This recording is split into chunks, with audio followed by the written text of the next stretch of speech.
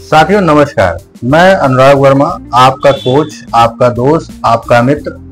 आज आपके लिए एक ऐसी जानकारी लेकर के आया हूं जो आपकी बहुत ज़्यादा मदद करने वाली है आपके प्रोफेशन में, आपके क्लाइंट डीलिंग में, आपके जो ऑब्जेक्टिव है उनको अचीव करने में, आपके ऑब्जेक्शन हैंडलिंग में, और इसी तरह की तमाम चीज़ें मैं आप लोगों के लिए समय समय पर लाता रहूँगा। फिलहाल आज मैं जिस मुद्दे पर बात करना चाहता हूँ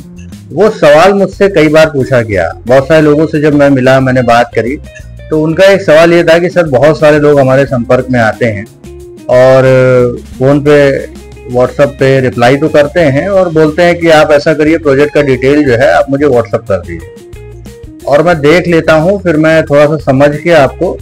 बताऊंगा कि मुझे क्या करना है। और आप क्या करते हैं, आप सारी डिटेल्स उनको व्हाट्सएप कर देते हैं, जिसमें कई बार ये होता है कि वो कॉलिंग जब आप करना उनको शुरू करते हैं या बात करने की कोशिश करते हैं तो बाद में जवाब नहीं आता। आप उनको मैसेज करते हैं लेकिन मैसेज का जवाब नहीं आता। अब अगर इस सवाल को आसान भाषा में समझें तो सिंपल सा क्वेश्चन है कि जो लोग ये कहते हैं कि आप व्हाट्सएप पे डिटेल भेज दीजिए और बाद में रिप्लाई करना बंद कर देते हैं, तो उनके लिए क्या किया जाए। देखिए, उनके लिए सबसे इम्पोर्टेंट ये है कि आप सबसे पहले कस्टमर की नीड को समझें कि वो ग्राहक जो आपसे संपर्क कर रहा है एक्चुअल में वो क्या चाहता है। उसको बना बनाया घर चाहिए या प्लॉट ऐसा चाहिए जहां वो तुरंत घर बना के रह सके, या उसको ऐसा प्लॉट चाहिए जिसमें वो निवेश कर सके और मुनाफा कमा सके, या उसको ऐसा प्लॉट चाहिए जो थोड़ा रिमोट एरिया में हो, सस्ता हो, या आसान भाषा में कहें तो कम पैसे में ज्यादा जमीन चाहने वाला हो। दूसरे, अगर हम उसकी जरूरत की बात करें तो वो ऐसा प्लॉट चाहता है जो बिल्कुल रिहायशी इलाके में हो और जहां वो तुरंत घर बना करके रह सकता हो। तो ये एक मुद्दा है जो हम कस्टमर से सबसे पहले डिस्कस करेंगे। उसके बाद हम उसको कोई डिटेल व्हाट्सएप पे करेंगे तो रिस्पॉन्स आने के चांसेस बढ़ जाएंगे। दूसरी बात ये होती है कि अगर हम कस्टमर से ये जानना चाहते हैं कि भाई आपका बजट क्या है, तो हमें सबसे पहले उससे सामने से ये पूछना पड़ेगा कि सर आपको किस बजट में प्रॉपर्टी चाहिए। क्योंकि अगर हम बजट को नहीं समझेंगे तो हम कभी भी उनको वो चीज नहीं दे पाएंगे जो उनको रिक्वायरमेंट है। कम शब्दों में अगर मैं ज्यादा बताने की कोशिश करूं तो सबसे पहले,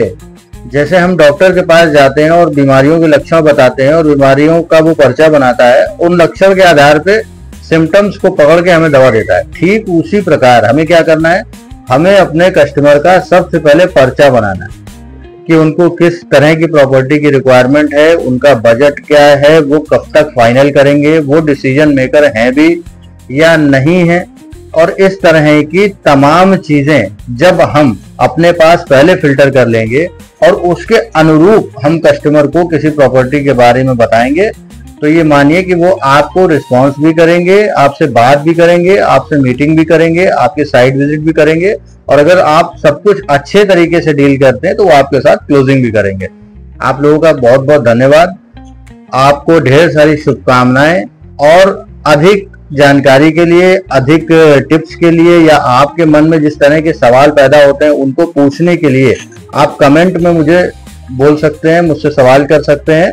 और ढेर सारी जानकारी के लिए आप चैनल को सब्सक्राइब करिए।